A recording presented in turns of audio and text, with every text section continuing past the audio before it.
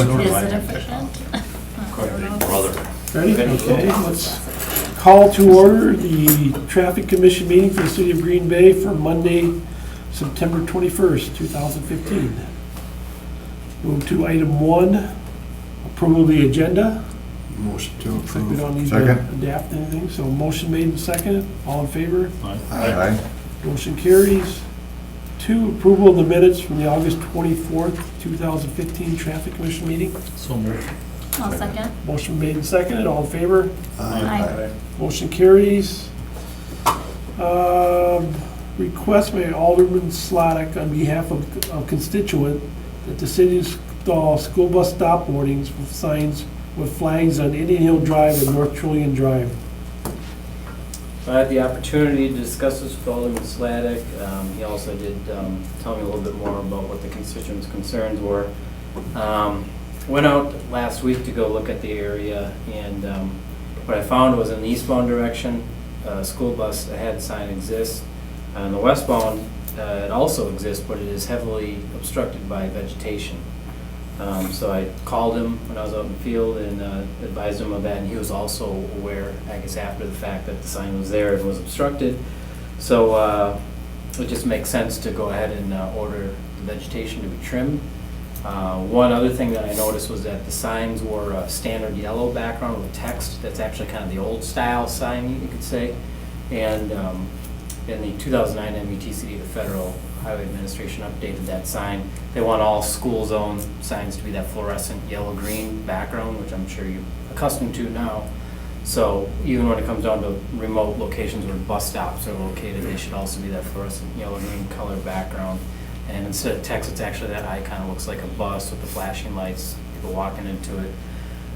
So in this case, my recommendation is twofold. It'd be number 1, to swap the old signs out with the new style signs, and number 2, to have staff trim the vegetation so that the signs are visible. So moved. Second. Motion been made and seconded. All in favor? Aye. Motion carries. 4, request by Alderman Nenick to review the parking restrictions on Henry Street south of Morrow Street. You want me to start, or you start? Well, why don't you explain it? Sure. I'll bring up the map real quick on this.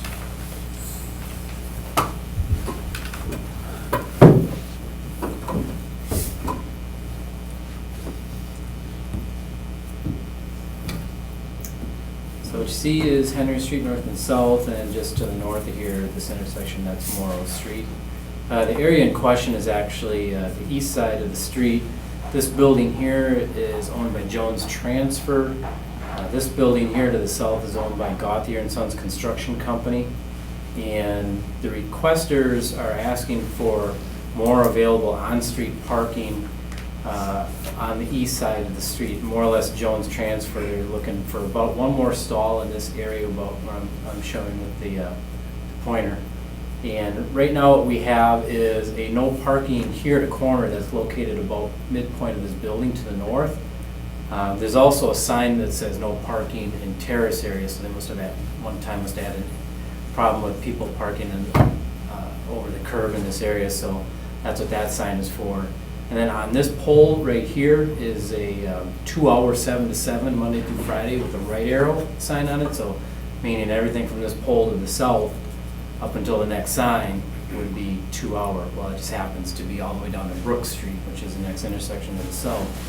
So in discussions with Alderman Nennig, he has spoken with both of these businesses, and it appears to be amenable to just move that sign, and both of them be okay with moving the 2 hour sign down to this pole, making everything north of this pole up to here to the corner, no parking sign. That would basically become an unrestricted zone.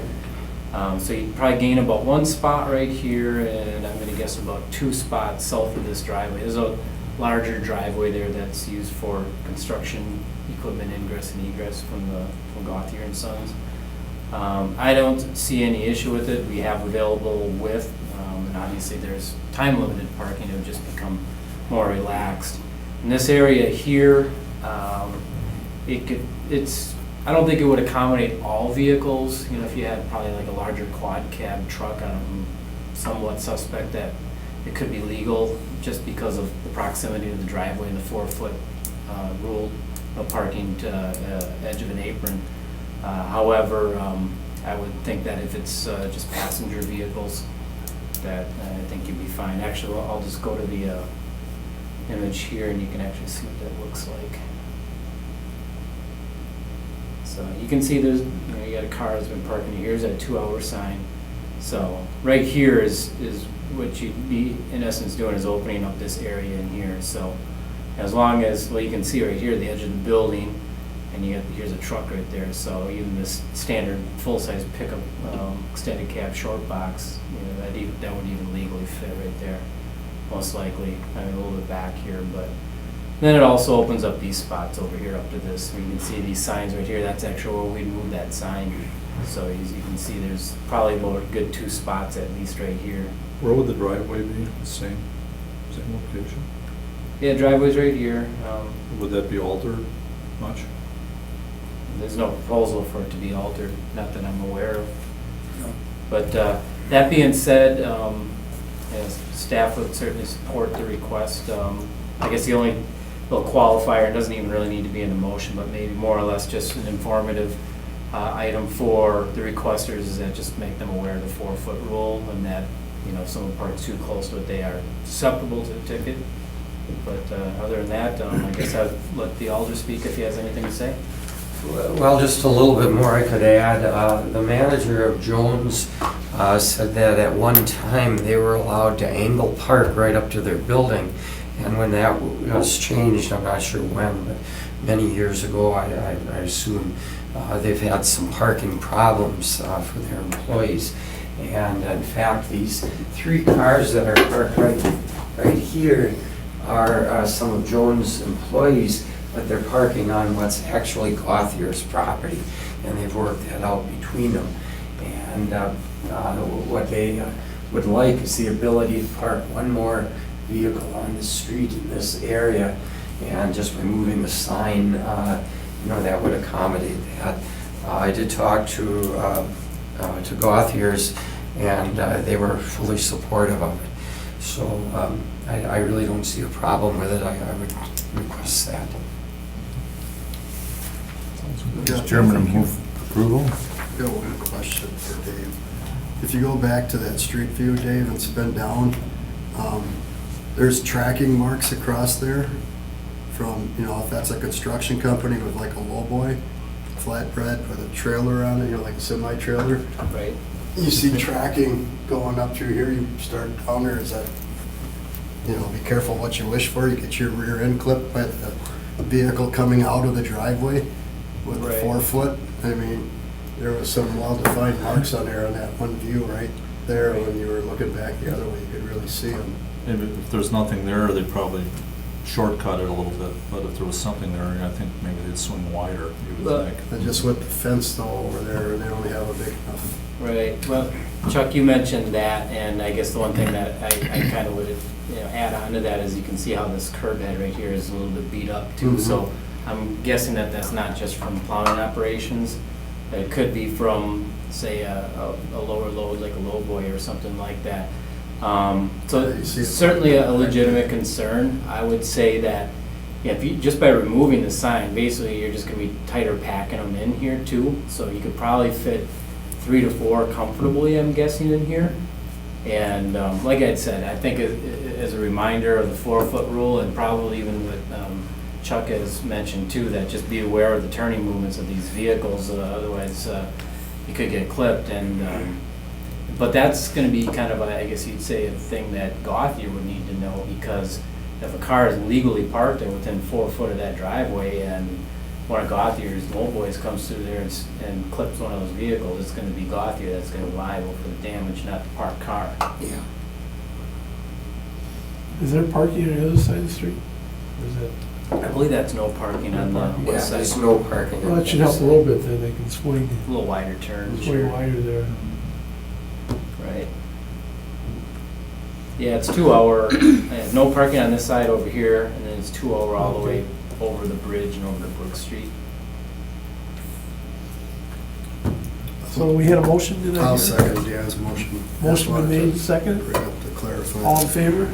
Aye. Motion carries.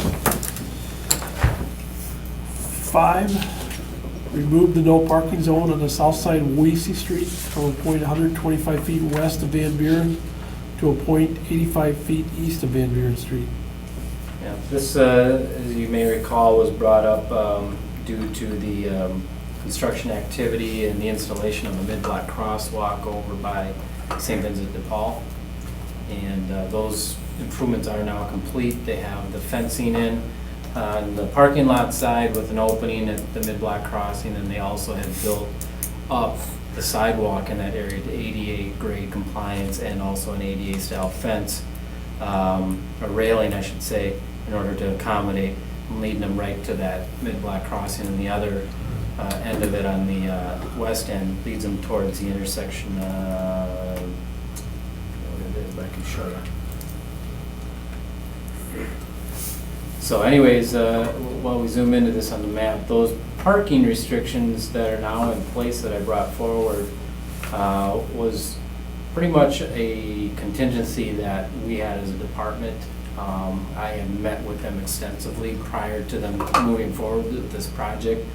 As you know, mid-block crossings are kind of a special item where if they're not constructed properly, they can cause more issues than solve.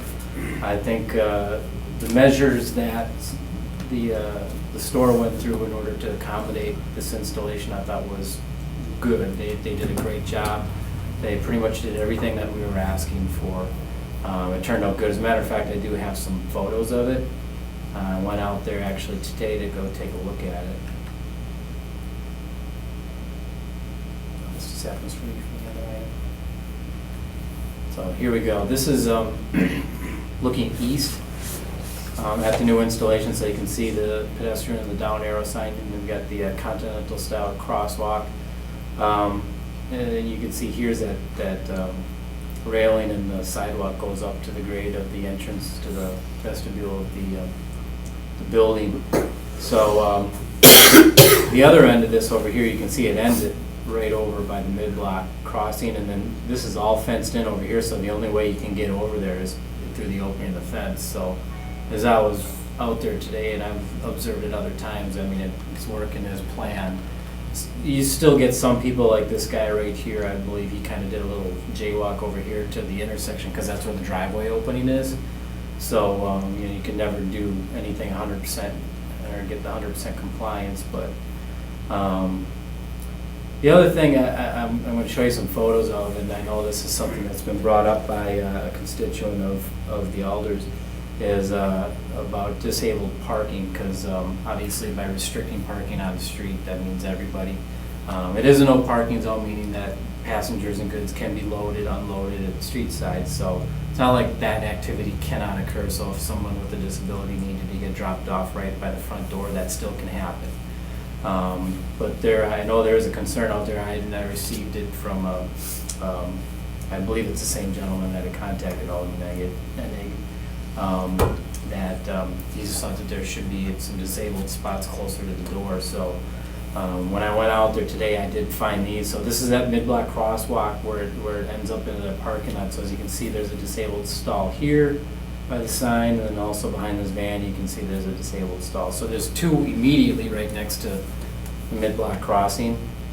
And there's additional in the parking lot. You got another, I think this is 3 actually over here. So you can see this is where that intersection is. And so you got additional over here. And then this is actually towards the other intersection further to the east. So you got another 2 stalls over here. And then actually right over here, it's Leo Frigo, that's the intersection. And then actually right on Leo Frigo, there's 2 additional stalls, which this isn't something that's really standard that's done. I know this was done a number of years ago, is that on-street disabled stalls, that's kind of more of a last measure. You know, it really has to be, it's a responsibility of the proprietor, you know, who's generating the traffic and the demand, for them to be able to provide the spots on their property reasonably. And if that accommodation cannot be made reasonably, then that's when you go out and start looking at other options. So in this case, as you can tell, what did we have? 2 here, I think 3, so 6, 7, 8, 9. I think there's about 10 disabled spots in the area. So, you know, if that's really going to be a concern of the complainant, I would say, you know, it's really going to be something that should be addressed with St. Vincent de Paul themselves. If you know, ask them if they wanted to create some additional disabled stalls. There certainly was additional parking spots available when I went by. It seemed pretty busy, but there were still available spots in their parking lot. So I certainly think that that could be an option. I guess if this becomes more of an item, but I guess really the item at hand is the parking restrictions that are in place. The no parking restriction, again, was put in place so that motorists had a clear view of people making a mid-block crossing and that they were able to do it safely. And again, I have the full support of St. Vincent de Paul in order to do that. So they're certainly behind it as well. 6 and 7 go together, or 5 and 6 go together then? They do. Okay, so we need a motion. I'll make a motion to move to ordinance. I'll second. Motion made for 5 and 6, the ordinance. Motion made and seconded, all in favor? Aye. Motion carries. Next meeting, October 19th, Monday, 5:30. Yes. Okay. No other business, we will entertain a motion to adjourn. Motion been made, I'll second. second, all in favor? We're adjourned. Gotta sit for 2 hours. 20 minutes.